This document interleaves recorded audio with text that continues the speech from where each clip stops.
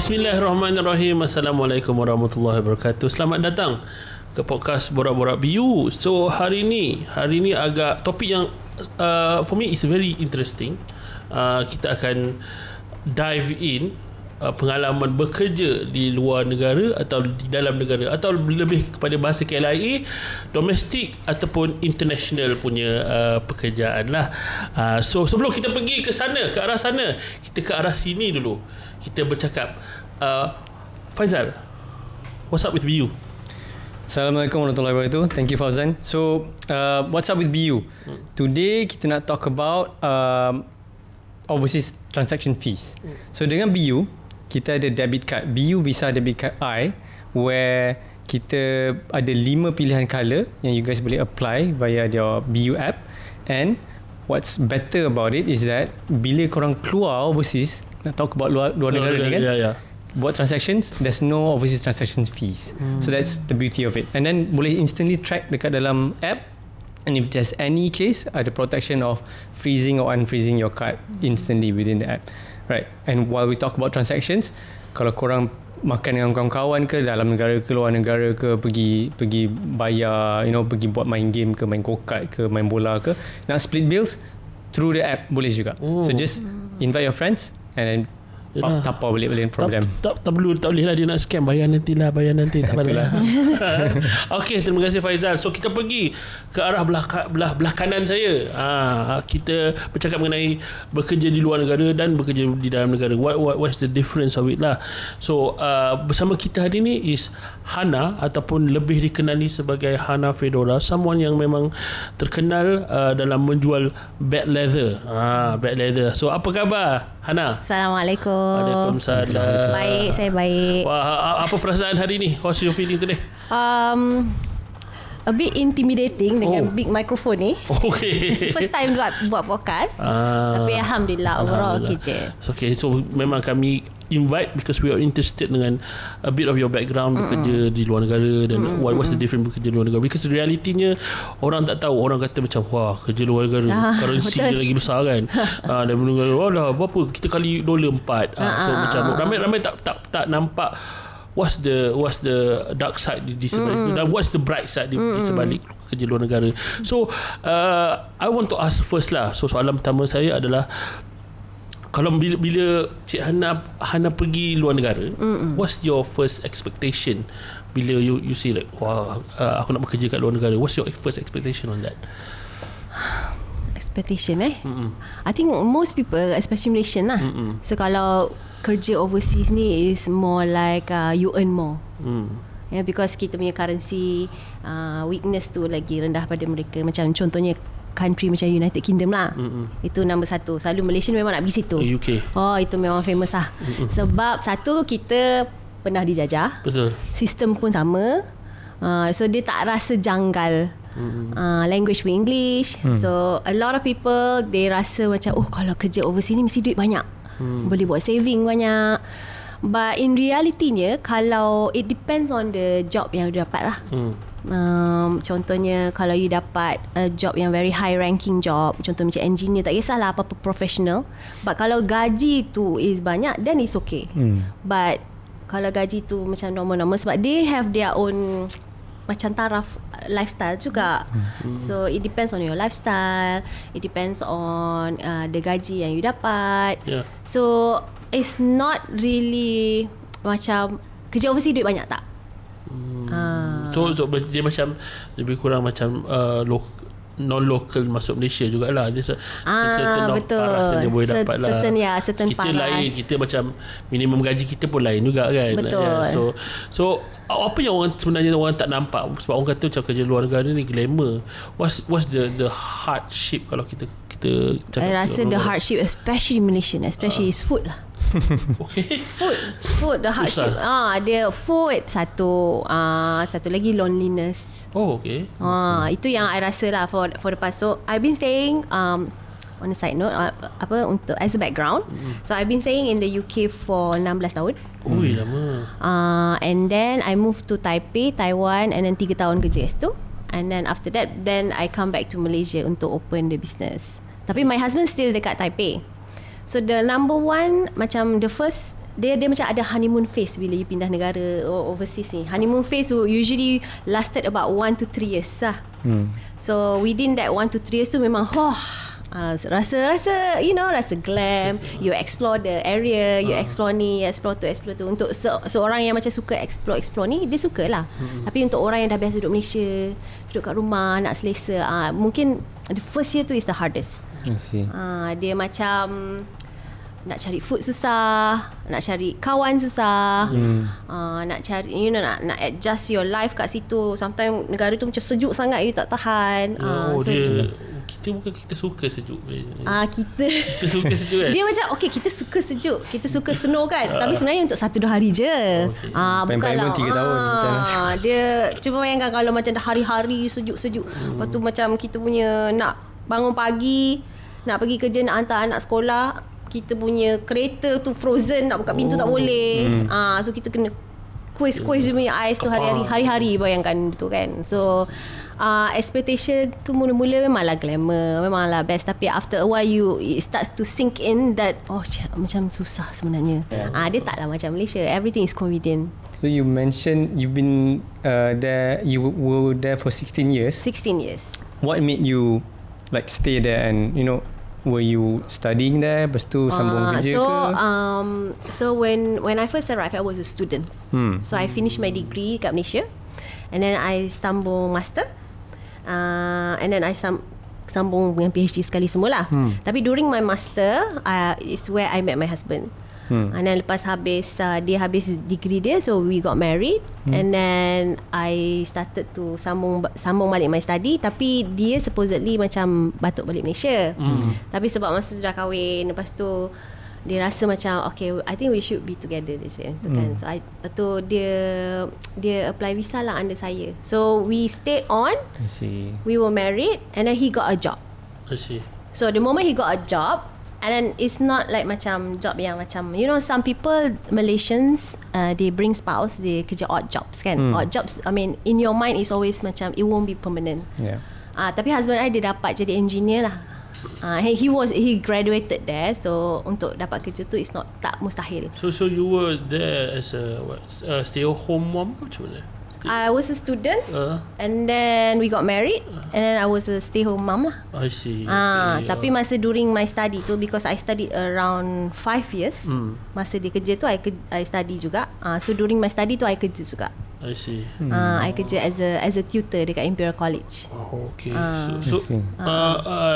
So you've also experience kerja as a tutor juga kan. So how's kita cakap pasal salary lah, kita cakap pasal salary, kita cakap kalau bawa punya currency pound sterling masuk Malaysia gandaan 5 tak silap kan. Dulu darab 7. Yes. Masa I sampai tu darab 7. So macam kita bawa duit datang Malaysia kan, kita scholarship kan. Bawa duit kat Malaysia, nak bayar accommodation pun tak cukup. So bayangkan masa tu I dapat my allowance dalam, I think it was like £400. my allowance was tak banyak lah, like £400 macam tu. Tapi my accommodation was £500. So tak cukup. Tapi and then suddenly government announce, kita kena naikkan naik dia punya cost of living kan. Masa tu lega sikit, dapatlah makan semua. Sebab accommodation dengan transportation kat sana mahal. So you rasa okay, macam beli barang, makanan maybe murah untuk masak, tapi dia punya cost of living such as macam rumah dengan transportation yang public, dia mahal gila. Mahal gila. So tak semestinya you dapat gaji besar tu you boleh keep. Kita orang kat sana tak ada pun saving. Dia macam most of the time memang finish. Even though your husband kerja as an engineer. Even though my husband works as a professional, and then obviously our lifestyle tu macam dah grow, we have kids semua, and then rumah pun kena ada space sikit, anak pergi sekolah semua. So dia macam gaji yang dapat tu cukup-cukup je untuk kita orang spend untuk the monthly living lah. Sebab still mahal. Dia macam tiba-tiba nak naik harga dia punya bil elektrik mahal. The gas semua tu. The gas dia mahal sangat. Dia kalau lesen tengok TV pun ada kan. Lesen tengok TV, tapi kita orang tak pernah ada TV. So macam tak heran. Dia macam bila internet dah ada tu kan, dah macam dah change everything. We were there masa tu, that was like like almost 20 years ago. So macam dia lain lah, dia dah berubah. Lepas tu government pun berubah. Bila government berubah, semua benda berubah. Tax naik, itu naik kan. So dia, we don't have savings at all. Macam tu. We just like boleh living day in day out, macam tu. So I want to ask lah about the comparison bekerja dekat luar negara and then compared to you, probably you as an entrepreneur, you probably tak berapa nampak the makan gaji punya sana. Betul. But what do you, can you differentiate antara dua tu, kerja dekat luar negara dan kerja dekat dalam negara? I rasa if we tengok, we depends on the level of living and lifestyle, sama je sebenarnya. Tak ada beza pun. Dia macam, especially nowadays lah. Dulu UK, yes, UK you kerja odd jobs pun you boleh travel because the flight is cheap, you know, the needs nak travel semua cheap. Tapi nowadays it's so expensive that I rasa sama je macam Malaysia. Sama macam I tengok even my staff, I tengok gaji diorang dan gaji kat sana, dia macam it's a matter of currency yang tu je. But bila fikir balik, currency walaupun dia belah tinggi, the price pun sama dengan currency sama je. Same goes to Malaysia. Sama je. Price macam tu, currency barang macam tu, currency pun gaji pun banyak tu je kan. Betul. So dia macam beza lah dengan macam contohnya Pakistani Bangladesh yang datang Malaysia, dia kerja, dia bawa balik duit ke sana kan. Dan value dia besar sikit kat situ lah. Dia sama je macam kita kerja sana, dia value kita bawa balik Malaysia. Dia besar lah untuk kita sikit. Tapi kalau you live there, you memang dah duduk situ dah semilit, dah memang dah become part of the community, then I think sama je. Everyone struggle. Tadi you mentioned about savings. Difficult to, you know, even buat save saving, dekat a place where by the looks of it you earn more compared to kalau dalam negara kan. And here in Malaysia pun susah kita nak save, especially dekat central towns like KL. Right? So is it the same? Is it because you in London ke even though kalau dekat luar outskirts, for example dekat down south ke? Okay, my husband, he was working in London lah before. Then I think after I got my first kid, and then we started to realize macam mahalnya London ni. Dia memang on credit card tau. Dia bayar bill on credit card because tak cukup. And then masa tu scholarship I dah habis. Masa tu scholarship kan ada macam dia bagi spouse punya tu kan. Lepas tu I pun dah habis study. Lepas tu dapat anak and I stop kejap study tu. So masa tu duit tu obviously tak masuk lah. So dia dah rasa macam tak cukup ni duduk London. London is so expensive. You sit central London lah? I duduk tak central London. I kerja tu dekat central London. Tapi we duduk outskirts sikit lah sebab nak cheaper kan. Nak cheaper. So macam kalau after a few years he was working in London, and then he started to get offer luar London. That one is much better. I see. So luar London obviously you tak spend banyak kan. Tak adalah jalan nampak kafe, cantik kafe ni, nak spend lah. Tak adalah. Impulsive. And then you macam makan pun senang kat London, makan senang. Halal everywhere. Dia rasa macam balik kampung, tak rasa pun macam overseas sangat. Dia penuh kita punya macam Pakistani, Bangladesh, very diverse halal. Very diverse. Or even Mak Saleh pun semua keluar, dia tak nak duduk dalam London tu. Sebab bukan tak rasa tempat dia. Tak rasa macam tempat dia. So bila we pindah luar tu, it's much better lah. The lifestyle is much better. We can have a bigger house. Kalau London macam ni kecil je, bila air pun macam ni kecil. So I interested dengan when you ask you to say that London tu rasa macam kampung sendiri. Macam kampung sendiri. So the reality is ramai yang nak keluar negara, dia ada banyak family yang kat Malaysia. How does the missing part, rasa rindu, rasa sunyi pun dah cakap pasal sunyi tadi kan. How do you cope that, and how probably you can give advice macam mana you can cope, because 16 years is not short. It's very long. I duduk kat US dulu pun 4 years pun rasa nak balik kan? Tak adalah dah rasa nak balik, but kita tak kenal family kita. Probably because masa tu I was a kid, but my mother, she was crying on the phone because dia rindu family dia lah. So what's your take on that? Don't know lah, macam somehow macam kita, we just endure it kan. We just like busy ourselves. So dia banyak masa waktu hari raya semua tu. Tapi hari raya so meriah there. It's very meriah in UK. Dia macam everybody is a family. I see. Dia macam you tak kenal pun, jom lah datang rumah raya. So it becomes a community lah. So kalau you nak sambut raya or ada event, and then embassy pun buat raya. And then Mara buat raya, JPA buat raya house. So you become excited macam nak pergi raya. Macam tak ada perbezaan pun. Tak ada beza kat Malaysia pun. Cumanya kat situ is friends. Kat Malaysia is family.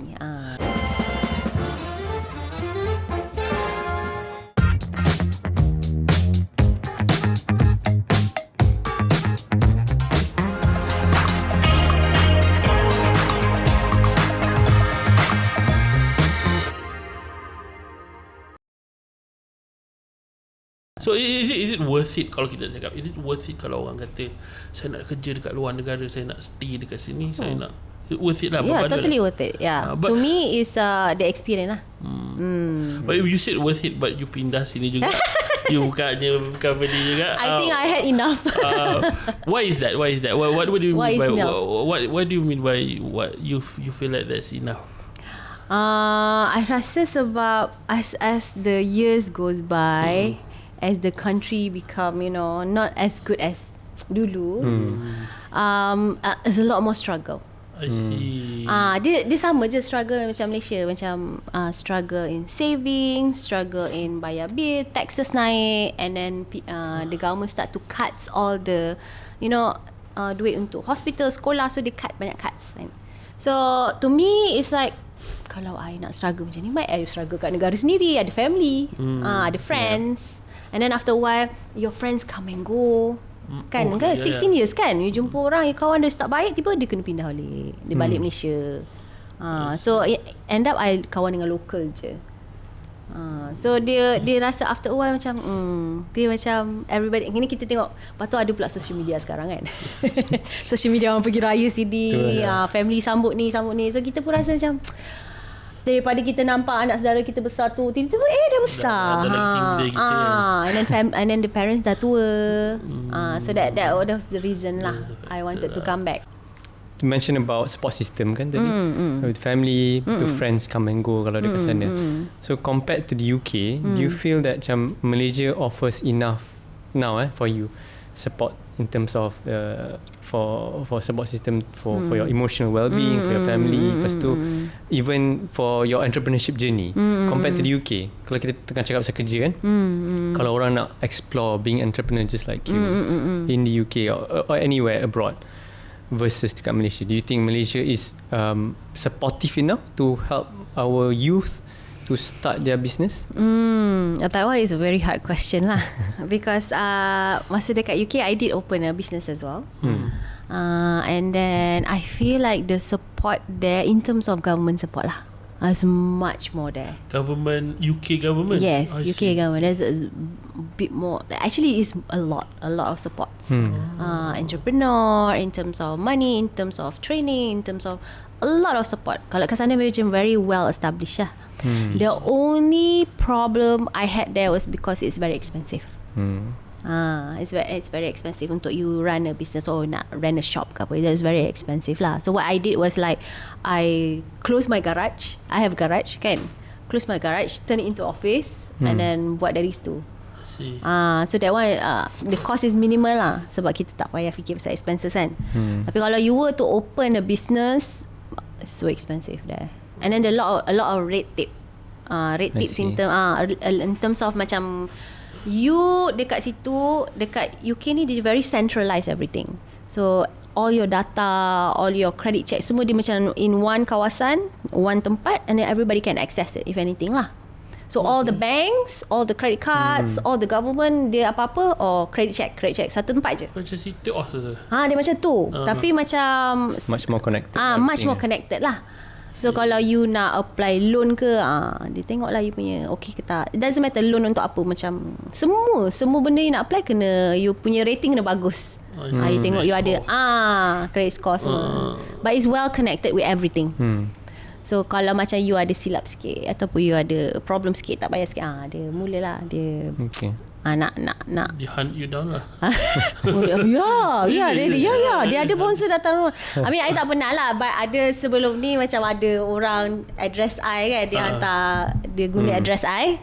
So dia macam bonzer tu datang lah ketuk pintu. Dia kata dia macam baik, dia kata. Takut tau sebab dia besar-besar kan. And then they really hunt you down, and then dia kata like you tak bayar ni semua. I cakap that's not me. This is somebody else's lah. Your alamat lah. Using my alamat. So dia pun tak boleh buat apa, tapi dia tunggu depan pintu kita takut. Yeah. So itu that's the kata pros and cons business di luar negara lah. So how was the pros and cons business di dalam negara when you ada dua spektrum? How do you compare, because you dah berjaya buat Hanafedora di Malaysia kan. So how do you compare that? I think in Malaysia, the pro is you got a lot more support from friends, from families kan, and then word of mouth tu lagi cepat, because macam kat Malaysia ni is very community. Macam kalau duduk overseas ni dia macam very individualistic sikit. Dia punya culture tu very individualistic. Dia macam hal aku kau, dia macam lantak. Macam I don't masuk campur macam tu. Tapi Malaysia is very kadang-kadang mak jemah jugalah, dia macam nak tahu apa benda orang tu. That's extreme lah. Tapi kalau in terms of community, friends, family, they very supportive. So regardless of your barang tu bagus ke tak, they still support you. Tapi kat sana you have to be ready to do your product properly lah, otherwise nobody's gonna buy. I see. Dekat sana buat produk leather juga? Sama juga. I see. But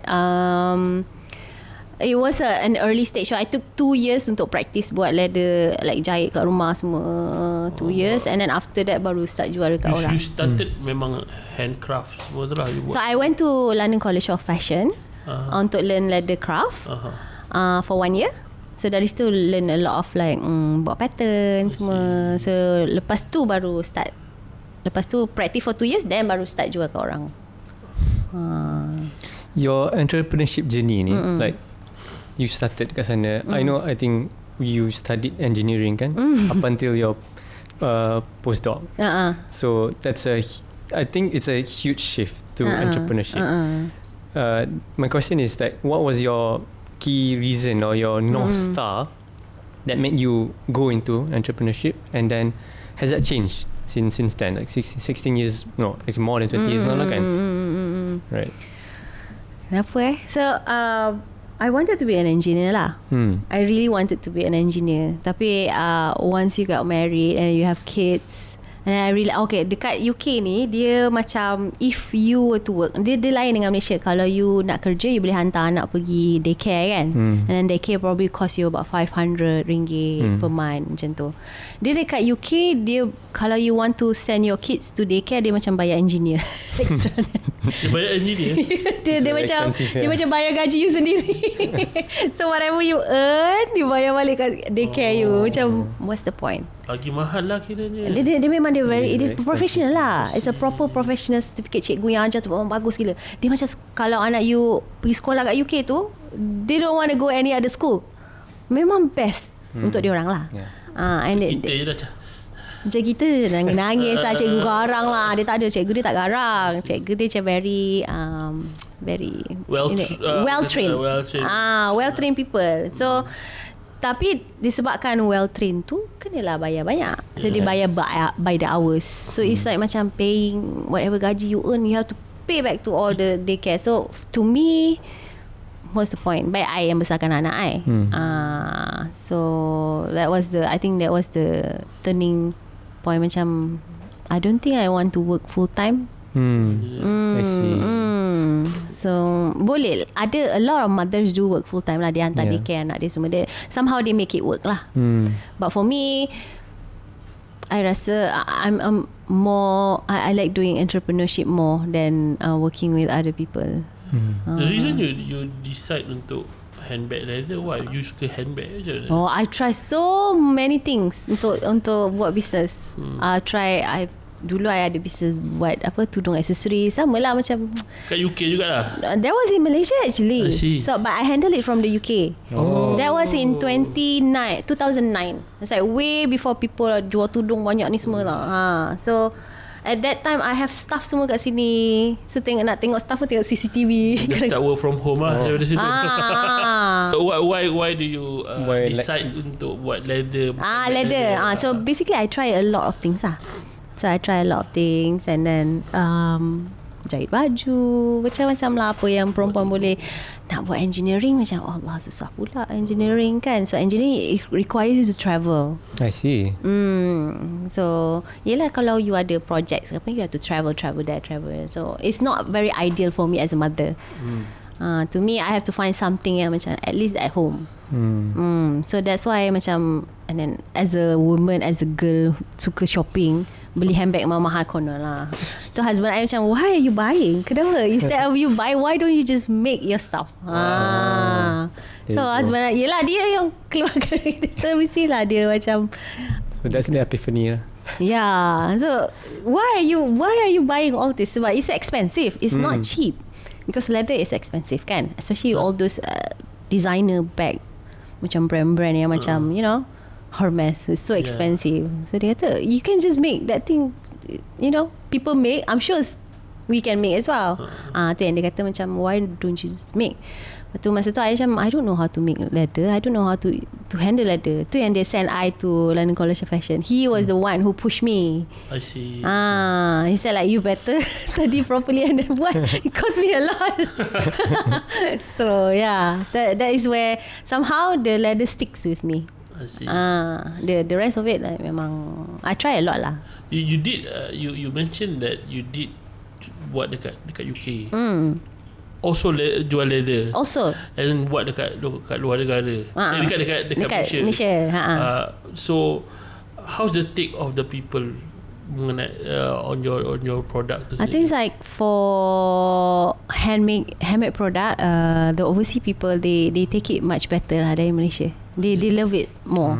They really love it. Like especially those like product one of a kind. Dia suka kan, macam mana you buat sendiri, you put your sweat, tears, love dalam tu. So they love it.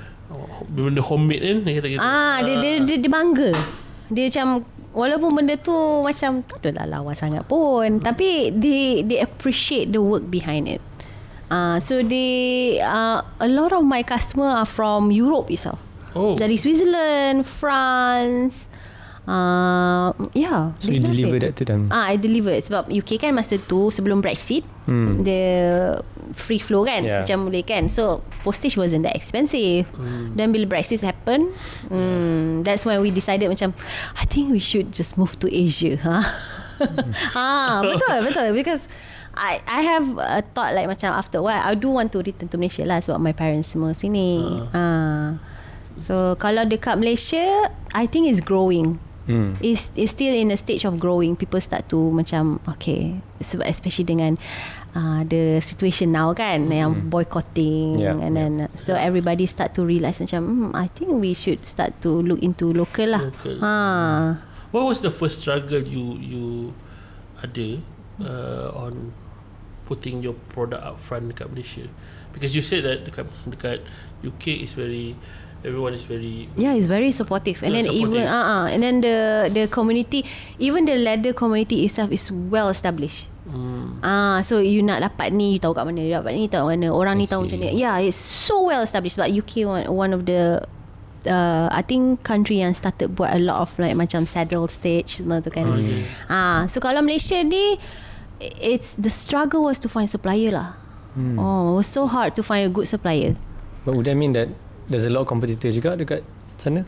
Yes, there's a lot of competitors. But I think the pool of buyers are a bit more lah besar, because I have the whole Europe, you see. I have the whole Europe to capture. Tapi kalau kat Malaysia dia tak banyak lagi. Market pun macam very small, buyers pun very small. So the struggle now is mostly trying to make sales, obviously. Supplier, find a good supplier. Even the well-established supplier are all in Europe. I see. That one is still a struggle now. Still sama. Jadi when we talk about your North Star on why you started your entrepreneurship journey, you mentioned about childhood education, childcare semua kan expensive, and The tax is crazy. So going back to your children, how do you see the challenges of raising kids kan dekat sana as a Muslim versus dekat Malaysia ni? Would it be much more or extremely difficult with the different culture, family pun tak ada? So kat sini people can send to kelas ngaji lah semua kan. So how is that difference? Would that be any different, or is it not so much because you're at home with them?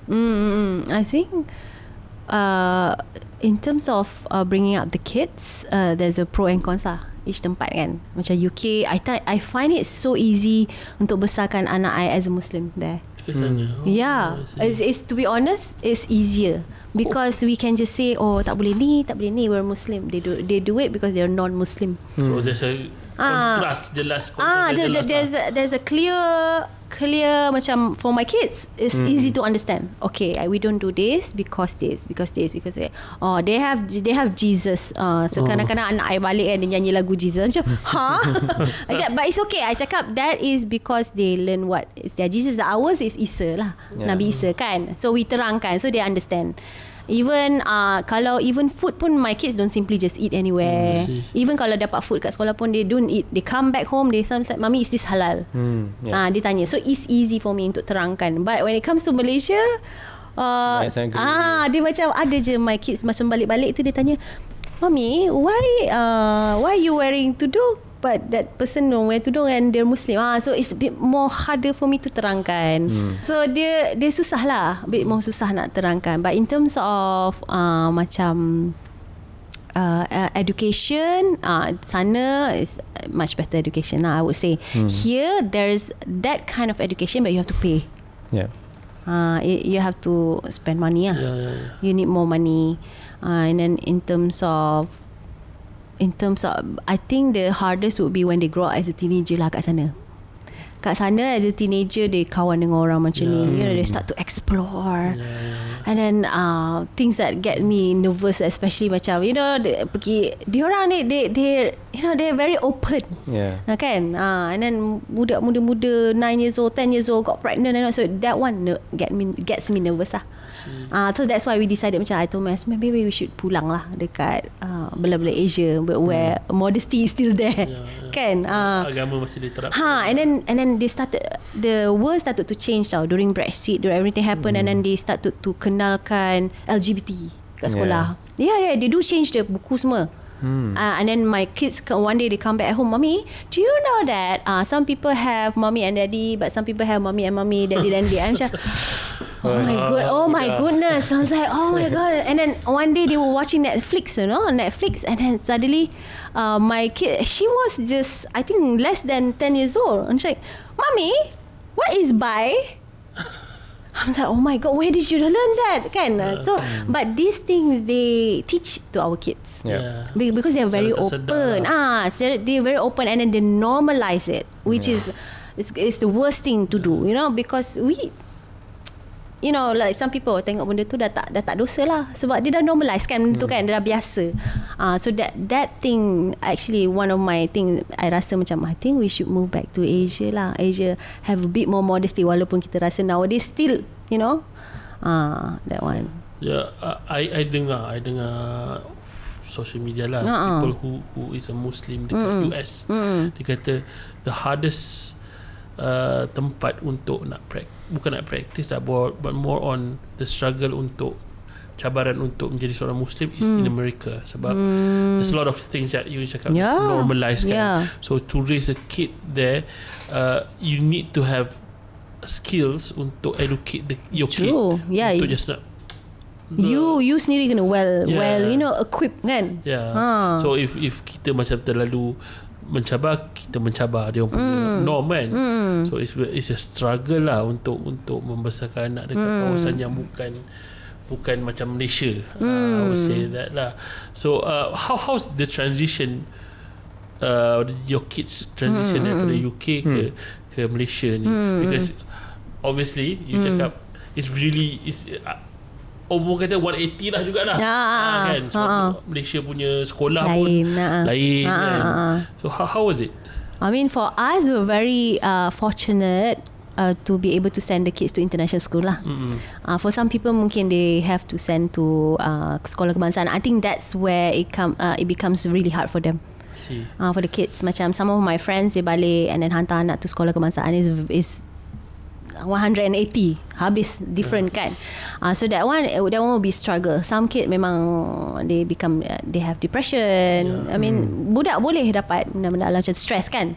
So macam for us, because we have the means lah. I mean, alhamdulillah, Allah bagi rezeki. My husband said like just send them to international school, so we reduce the unnecessary stress for them. Because yelah, kita dah pindah country, and then pindah another country, tukar language, masuk Taipei, language lain kan. So they learn this language, sampai di Malaysia kena learn this language, culture kan. So yeah, they do become stressed, especially my first son lah. My first son, it depends on character orang juga kan. Macam character, some people they well adapted, okay je nak masuk sini jadi macam ni, masuk sini. Tapi for some people they're very very reserved. So my first son tu had a bit of like macam stress. So I can see the stress in him, and I have to like slowly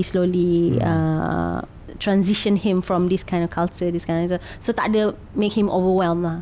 Dia nak buat kawan baru lagi. Nak buat kawan baru lagi. And then suddenly masa tu dia buat kawan baru, tidur kawan dia pindah pula. Mula balik tak nak cakap dengan kita. He really macam tu lah. Dia macam become like tak nak cakap dengan orang. Dia, especially when you grow bigger and bigger kan. Masa kecil senang je. So if you nak berkawan senang. Budak-budak nak kawan senang. But when you grow older tu memang susah sikit. So this is the last question probably lah. So if we conclude yang our discussion today kan, would you suggest people orang Malaysia pergi luar negara, kerja di sana, membesar di sana dan buat family di sana, or would you rather panggil dia orang balik ke Malaysia and duduk di Malaysia? What's the conclusion of this? I think for my advice is if you get the opportunity, go for it. Go for it. But it will be better if you go for it. Take all the experience you have, learn everything, and then come back. That's the best lah. Because a lot of people, I present a lot of Malaysian yang dah come back tu, they build the nation lah. Some people they macam they bring the aesthetic there to buka cafe cantik-cantik, or they create like macam a tech company because they learn it from there. So I present there's a difference between students that come, not students is different because you study overseas, you balik sebenarnya the impact tu is not big compared to people who works there lah. So the working experience much more valuable kan. So if you balik bring Malaysia, that's the difference between orang yang kerja kat Malaysia saja yang kerja overseas. There's a difference, actually a big difference. So my advice will be work there maybe a few years, 5 years, and then come back. Gain some experience. Make sure you get everything. Like make sure you take everything. Don't just like kawan. Keluar habis kawan dengan orang lain. Jangan just stay in your Malaysian saja. You have to, because that's where your opportunity lah. Bukan semua orang dapat kan. Okay, terima kasih Hana. Terima kasih kepada pendengar kita yang di luar sana yang stay sampai penghujung podcast. Jangan lupa follow kita punya social media. Kami ada di Instagram, TikTok, IG, Facebook dan juga Threads. Semoga kita berjumpa lagi. Assalamualaikum.